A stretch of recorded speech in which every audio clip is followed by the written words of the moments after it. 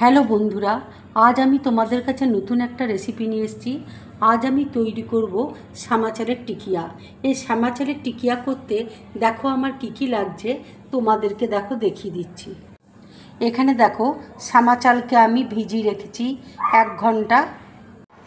এখানে দেখো black pepper আছে, নুন আছে, গোটা জিরে রয়েছে, তেঁতুলের চাটনি রয়েছে, এখানে দই রয়েছে, আলুকে দেখো গ্রেট করে নিয়েছি, কাঁচা লঙ্কা কুচি রয়েছে, এখানে বাদামকে দেখো গুঁড়িয়ে নিয়েছি। এবার দেখো চালটাকে আমি মিক্সির মধ্যে নিয়ে নিচ্ছি। এবার দেখো মিক্সির মধ্যে আমি দই নিয়ে নিচ্ছি। এবার দেখো মিক্সিতে আমি পেস্ট করে নেব। দেখো শ্যামা চাল আমি পেস্ট করে নিয়েছি, ঠিক এইভাবে দেখো। কড়াইয়ে দেখো তেল দিয়েছি, তেল গরম হয়ে গেছে। এবার আমি গোটা জিরে দিয়ে দিচ্ছি।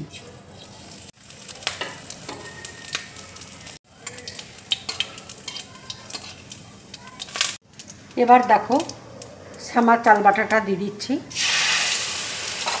এবার দেখো গ্রেট করা আলুটা দিয়ে দিচ্ছি।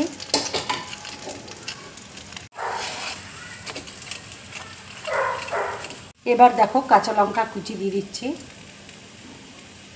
আন্দাজ মতো দেখো নুন দিয়ে দিচ্ছি।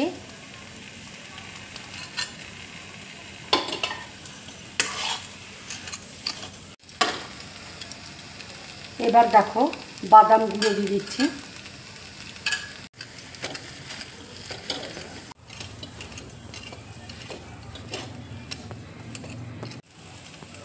শ্যামা চালের মিশ্রণটা দেখো বেশ শক্ত হয়ে গেছে। এবার ঠান্ডা হলে আমি টিকিয়া দেখো তৈরি করে নেব। এবার আমি দেখো গ্যাসটা অফ করে দিচ্ছি। দেখো এবার আমি টিকিয়াগুলো দেখো তৈরি করে নিচ্ছি।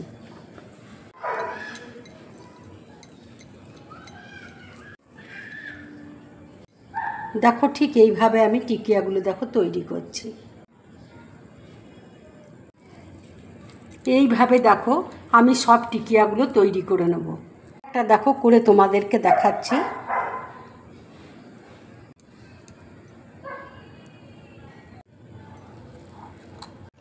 সব টিকিয়াগুলো দেখো আমার রেডি হয়ে গেছে। দেখো তাওয়াতে আমি তেল বসিয়েছি। এবার আমি তেলের মধ্যে এক এক করে ভেজে নেব। তেল দেখো গরম হয়ে গেছে। এবার আমি তেলের মধ্যে ছেড়ে দিচ্ছি। এই ভাজাগুলো দেখো আমি ডুবো তেলে ভাজছি না, এই ভাজাগুলো আমি শ্যালো ফ্রাই করে নিচ্ছি।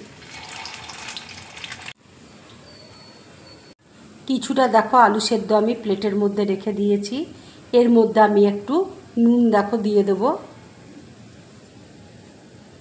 ব্ল্যাক পেপার দেব। এবার দেখো চিলি ফ্লেক্স দিয়ে দিচ্ছি, তেঁতুলের চাটনি দেখো দিয়ে দিচ্ছি।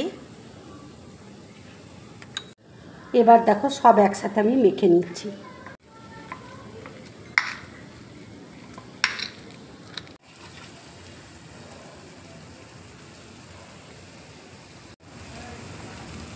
এইভাবে টিকিয়া বানিয়ে তোমরা সকালবেলায় জলখাবারে খাবে কিংবা বিকেলবেলায় খাবে, খুব ভালো লাগবে খেতে। বড়দেরও ভালো লাগবে, ছোট ছোট বাচ্চাদেরও খেতে খুব ভালো লাগবে। দেখো টিকিয়া ভাজা হয়ে গেছে। এবার আমি প্লেটের মধ্যে তুলে নিচ্ছি। এবার দেখো চাটনিটা আমি উপর দিয়ে দিচ্ছি।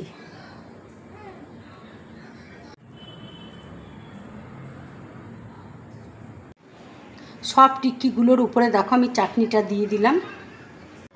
বন্ধুরা, আমার এই রেসিপিটা যদি তোমাদের ভালো লাগে তাহলে লাইক করবে, শেয়ার করবে আর ড্রিম ব্লগ চ্যানেলটাকে সাবস্ক্রাইব করবে। তোমরা বেশি করে কমেন্টস করবে, তাহলে আমার খুব ভালো লাগবে। নমস্কার।